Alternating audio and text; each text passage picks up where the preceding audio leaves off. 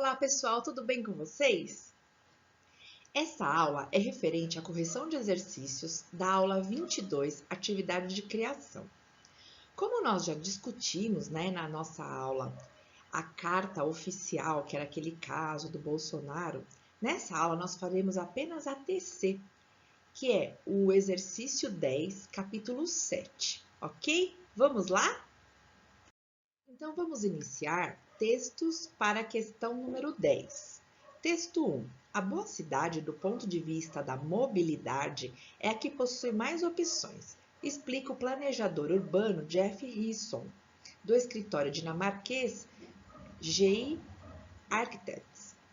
E Londres está entre os melhores exemplos práticos dessa ideia aplicada às grandes metrópoles.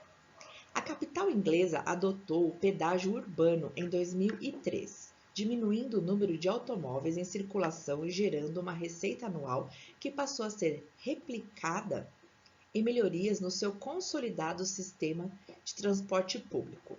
Com menos carros e com a redução da velocidade máxima permitida, as ruas tornaram-se mais seguras para que fossem adotadas políticas que priorizassem a bicicleta como meio de transporte.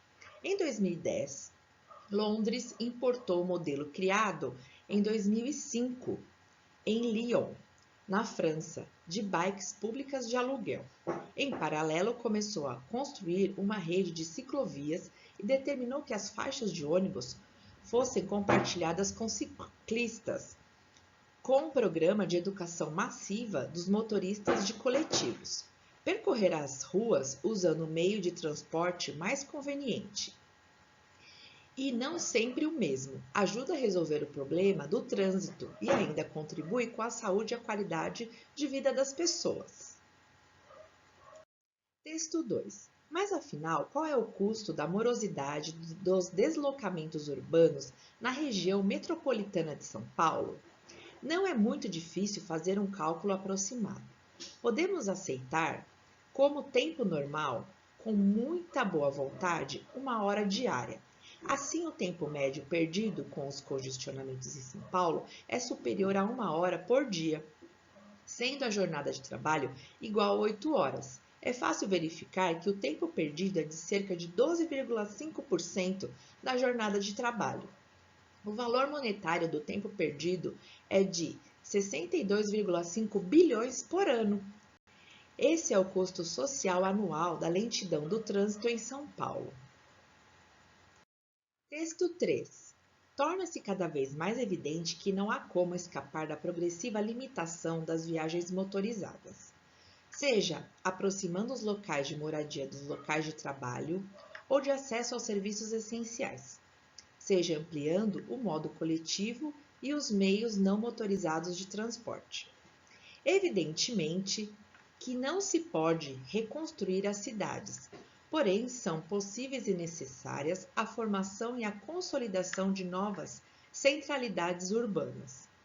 Com a descentralização de equipamentos sociais, a informatização e descentralização de serviços públicos e, sobretudo, com a ocupação dos vazios urbanos, modificando-se assim os fatores geradores de viagens e diminuindo-se as necessidades de deslocamento, principalmente motorizados. A questão 10 da Unicamp, ela diz assim, pessoal, que em virtude dos problemas de trânsito, uma associação de moradores de uma grande cidade se mobilizou, buscou informações em textos e documentos variados e optou por elaborar uma carta aberta. E você, como membro da associação, ficou responsável por redigir a carta a ser divulgada nas redes sociais. Essa carta tem o objetivo de reivindicar, junto às autoridades municipais, ações consistentes para a melhoria da mobilidade urbana na nossa cidade. Para estruturar a sua argumentação, utilize também informações contidas nos trechos apresentados, que foram lidos pelos membros da associação. Atenção, assine a carta usando apenas as iniciais do remetente. Boa produção! Olha, mas antes de iniciar, dá uma olhadinha nesse modelo de redação que teve nota acima da média. Belo Horizonte, 10 de novembro de 2013. Carta aberta à Prefeitura de Belo Horizonte. Veio por meio dessa carta apresentar reivindicações da Sociedade de Moradores de Belo Horizonte concernentes à mobilidade em nossa cidade. Diante de congestionamentos cada vez maiores, do atraso provocado pelo trânsito de veículos em horários de ápice e do consequente estresse que acomete os belo-horizontinos diariamente quando precisam se locomover, nossa associação se comprometeu a estudar as principais causas e elaborar as melhores propostas para a melhoria da mobilidade em nossa cidade. Chegamos, portanto, à conclusão de que o principal problema do trânsito de Belo Horizonte é a dimensão exorbitante de sua frota de veículos, quando analisa-se o que a infraestrutura da cidade é capaz de suportar. Com base nisso, criamos propostas de intervenção que visam reduzir a frota de automóveis, dinamizar a locomoção urbana e aumentar a qualidade de vida dos habitantes. A primeira proposta se refere à implantação de pedágio urbano, que está em voga em Londres desde 2003 e se mostrou muito bem sucedido.